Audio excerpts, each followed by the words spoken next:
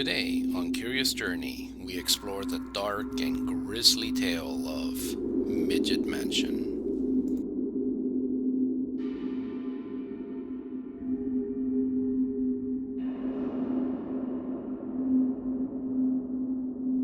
Sometime during the 1920s, a family of little people settled in the outskirts of San Antonio, Texas. They bought an old mansion that had previously been occupied by an old sea captain. The husband was a successful business owner that had transplanted from the East and wanted to expand his businesses in the South. Both him and his wife were little people, but their two daughters were average size. As they settled into their new lives in South Texas, they renovated the mansion to accommodate their needs and preferences. Small furniture, staircases, bookshelves, and doorways were modified to adjust to their scale.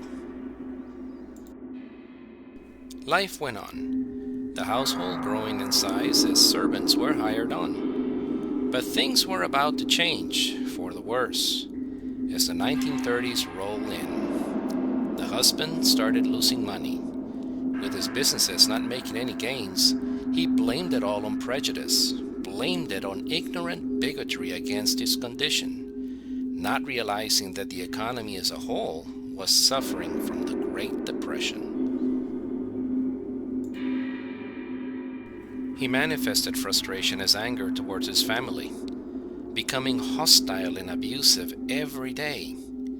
He looked upon his servants with hateful suspicion, certain that they were stealing from him, certain that they mocked him, and certain that they needed to pay. Spurred by his malevolent delusion, he had new servants' quarters built, but they were built to the scale of what little people would need. He wanted his servants to know what it felt like to live the life they mocked. He wanted them to be cramped, isolated, pushed in by the close and confining walls built for people half their size. He wanted them to not just be uncomfortable, but in pain, physical and psychological. So he locked the small houses at night so they could not get out until the morning. It was the deepest part of the Great Depression, so his servants endured the torment since food and jobs were in short supply for a time.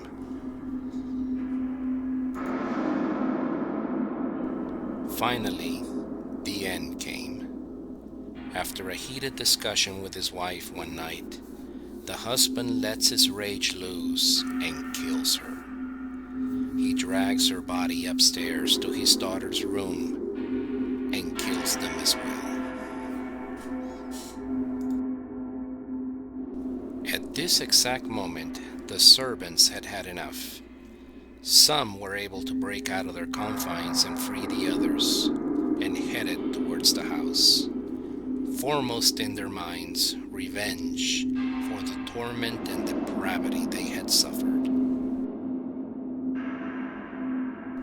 The husband, businessman, father, and now murderer realized the horror of his deeds.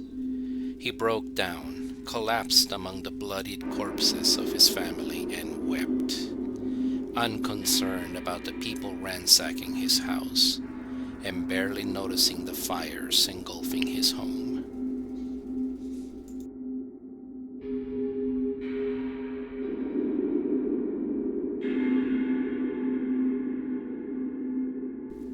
For many years, the property has lain abandoned, not a single person expressing serious interest in acquiring the land.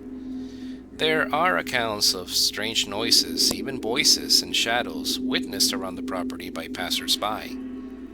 Could the ghosts of little people be tied to the property, forever condemned to roam and relieve the horror of their demise?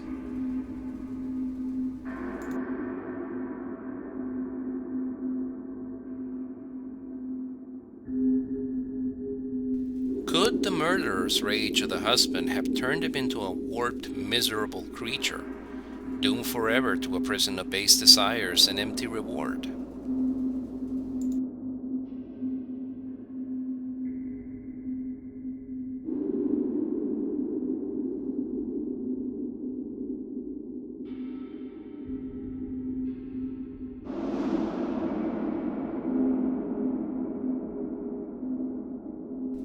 a warning to us all to let go of dangerous pursuits, to drop the urge to vengeance over imagined transgressions, and really cherish what matters in our lives, like our families. Time to head home for some quality time with the family.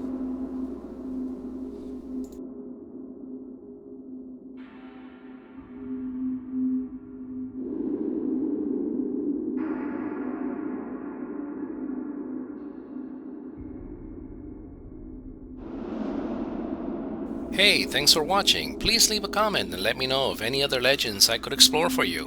And as always, don't forget to share and subscribe. More videos are on the way.